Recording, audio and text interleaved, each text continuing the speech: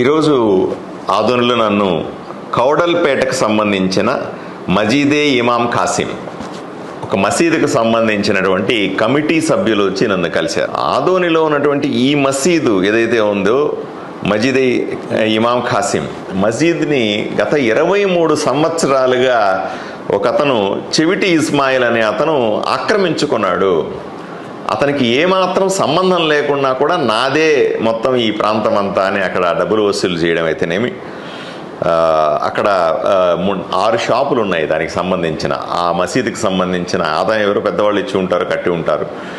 దానికి సంబంధించినటువంటి డబ్బులు బాడుగలు తీసేసుకోవడం కానీ, ఈ వీళ్ళని భయభ్రాంతులను చేయడం కానీ ఇవన్నీ చేస్తూ ఉన్నాడు అని చెప్పారు.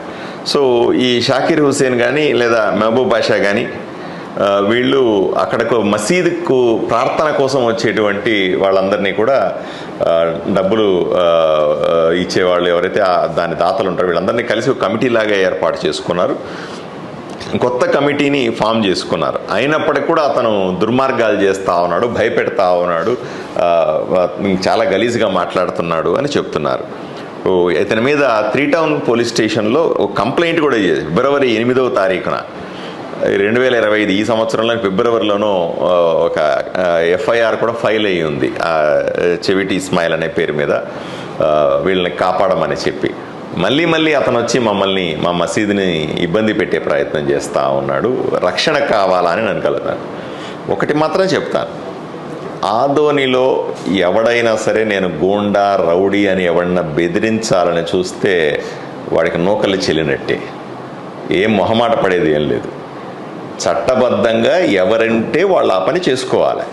వీళ్ళేదో పాపం మసీదును కాపాడుతామంటున్నారు, కమిటీ ఏర్పాటు చేసుకున్నారు, అక్కడికి వచ్చే భక్తులందరూ కూడా సంతకాలు పెట్టి వీళ్ళని కమిటీ సభ్యులుగా పెట్టుకున్నారు. చేతనైతే ఆ మసీదుని బాగు చేయాలి, మసీదులోకి వచ్చేటువంటి భక్తుల సౌకర్యాలు పెంచాలి, ఆ షాపులో ఉన్న రెంట్ తీసుకొని భక్తులకి ఏదైనా అవసరాలు తీర్చాలా. ఆదోనిలో ముస్లిమ్స్ పేదవాళ్ళు, పాపం వాళ్ళకి ఎన్నో అవసరాలు ఉంటాయి. నేనే చూస్తా ఉన్నా, అయ్యో ఏమిట్రా ఈ కష్టము అనుకునేంత పేదవాళ్ళు వాళ్ళు. ఆ పేదవాళ్ళ కష్టాన్ని తీర్చాలి. అంతేగాని ఒక్కొక్కరు ఇక్కడ చాలా విచిత్రమైన పరిస్థితి. ఈ మసీదుల దగ్గర మొన్నే ఓ పెద్ద మసీదు గురించి కబ్జా చేసుకున్నటువంటి వ్యక్తి, అక్కడ ఓ వ్యక్తి కబ్జా చేసుకున్నాడు. ఆడో పక్క ఆ షాపులన్నీ అమ్ముకుంటున్నాడు, తింటున్నాడు అనే వార్తలు వస్తూ ఉన్నాయి, పోట్లాడుతూ ఉన్నారు మా లీడర్లంతా కూడా. ఇంకో పక్కన ఈ మసీదు గురించి ఈ రకమైన, అంటే ఈ ఊర్లో ప్రార్థనా స్థలాలని పవిత్రంగా ఉంచాల్సింది పోయి, ప్రార్థనా స్థలాలని గౌరవంగా చూసుకోవాల్సింది పోయి, అది రౌడీలకి గూండాలకు అడ్డాగా మారుస్తారా? ఇదేం పద్ధతిది? ఐసే నైచేలేగా, ఇట్లా నడవదు. నేను పోలీసుకు ఇన్స్ట్రక్షన్స్ ఇస్తాను, ఎవరు కూడా ఆ మసీదులో శాంతియుతంగా జరిగే వాటిని డిస్టర్బ్ చేయకూడదని చెప్తాను. కమిటీ ఏదైనా ప్రజాస్వామ్యంగా ఉంటే దాన్ని చక్కగా నడిపే విధంగా చూసుకోమని చెప్తాను.